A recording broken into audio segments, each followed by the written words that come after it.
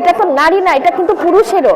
আমরা কিন্তু কোনো মানে পাবলিক প্লেসে আমরা কিন্তু ধূমপান, সেটা নারী হোক পুরুষই হোক, আমরা কিন্তু সেটা করতে পারবো না, সেটা কিন্তু আইনের বাধা আছে। তাহলে কেন শুধুমাত্র নারীরাই করতে পারবে না যে আমি ইনকাম করে নিয়ে গেলাম ঘরে, আমার স্বামী সেই টাকাটাকে ইউটিলাইজ করলো? সেটা হবে না। সেই ইউটিলাইজেশনটা দুজনের মতামতেই কিন্তু হতে হবে। অবশ্যই আমার প্রয়োজনটাকে কিন্তু আগে আমাকে ফুলফিল করতে হবে। আমাদের নারীদের যেই অধিকার, নারীর যে শক্তি, নারী কিন্তু অনেক কাজে, এই নারী না হলে কিন্তু আসলে এই পৃথিবীটা কি হতো না। কিন্তু তারাই কিন্তু সব কিছুকে কিন্তু সুন্দরভাবে ব্যবস্থাপনা করে স্বাস্থ্য সুরক্ষা, তাদের স্বাস্থ্য সুরক্ষা সব কিছু কিন্তু, এবং পরিবার সমাজ সব কিছুতে কিন্তু তাদের একটা মার্জিত ব্যবস্থাপনার কারণে কিন্তু সুন্দরভাবে কিন্তু তৈরি হয়ে আসতেছে এই নারীদের কারণে। তাহলে কেন তাদের অধিকার থাকবে না?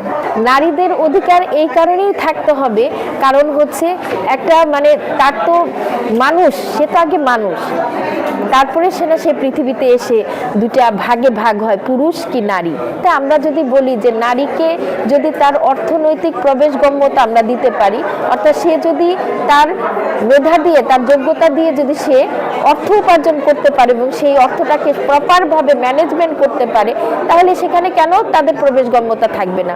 অবশ্যই ক্ষমতায়নটাও দিতে হবে।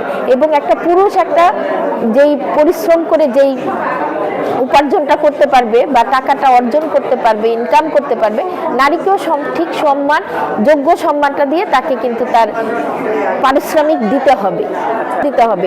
যে আমি ইনকাম করে নিয়ে গেলাম ঘরে, আমার স্বামী সেই টাকাটাকে ইউটিলাইজ করলো, সেটা হবে না। সেই ইউটিলাইজেশনটা দুজনের মতামতেই কিন্তু হতে হবে। অবশ্যই আমার প্রয়োজনটাকে কিন্তু আগে আমাকে ফুলফিল করতে হবে। এটা তো নারী না, এটা কিন্তু পুরুষেরও। আমরা কিন্তু কোনো মানে পাবলিক প্লেসে আমরা কিন্তু ধূমপান, সেটা নারী হোক পুরুষই হোক, আমরা কিন্তু সেটা করতে পারবো না, সেটা কিন্তু আইনের বাধা আছে। তাহলে কেন শুধুমাত্র নারীরাই করতে পারবে না, বা পুরুষের সাথে তো পুরুষদেরও করতে পারবে না?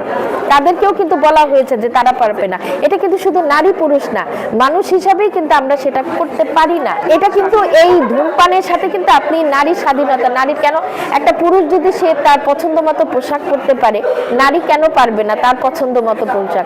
অবশ্যই সেটা শালীন হতে হবে, শালীনভাবে সে তার পোশাক পরিচ্ছদ এবং তার সামাজিকতা, আমাদের সামাজিকতা মেনটেন করেই কিন্তু আমাদের পোশাক, আমাদের সমাজের পারিবারিক আমার মূল্যবোধ কি, আমার সামাজিক মূল্যবোধ কি, সেভাবে বিবেচনা করেই কিন্তু আমরা চলে থাকি, আমরা চলি। আমার মনে হয় সমাজে আমরা তো সামাজিক জীব, তো সমাজে একজন আর একজনের সাথে যাতে ভালোভাবে থাকতে পারি, নারী পুরুষেরও যেরকম স্বাধীনতা দরকার, নারীরও সেরকম স্বাধীনতা দরকার। কিন্তু স্বাধীনতা মানে না যে আমি আর একজনের অধিকারের উপরে হস্তক্ষেপ করব। একজন আর একজনের অধিকারটাকে আমি সম্মান করব, মেনে চলবো। সেই হিসাবে আমরা সবাই সবার বাক স্বাধীনতা, চলাফেরা স্বাধীনতা, পোশাকের স্বাধীনতা, এইগুলিকে পালন করব। আমার নাম হচ্ছে মাহিন সুলতান, আমি নারী পক্ষর একজন সদস্য। তো আমার জন্য নারী দিবস হচ্ছে নারী আন্দোলনের একটা বিশেষ দিবস, যেখানে আমরা নারী অধিকার প্রতিষ্ঠা করার যে সংগ্রামটা হচ্ছে সেটা উদযাপন করা এবং সকলকে মনে করিয়ে দেওয়া যে নারী সমতা, নারী অধিকার এটা আমাদের একটা দীর্ঘমেয়াদী একটা সংগ্রাম, যেটা একটা সমাজ রূপান্তরের একটা সংগ্রাম, যেটাতে আমরা সবাই একসাথে কাজ করছি।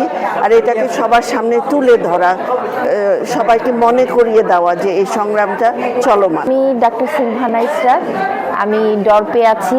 আমি নারী আমাদের যে অর্গানাইজেশনের জেন্ডার ওয়াচ কমিটি, সেটার হচ্ছে আমি ভাইস চেয়ার হিসাবে দায়িত্ব পালন করছি।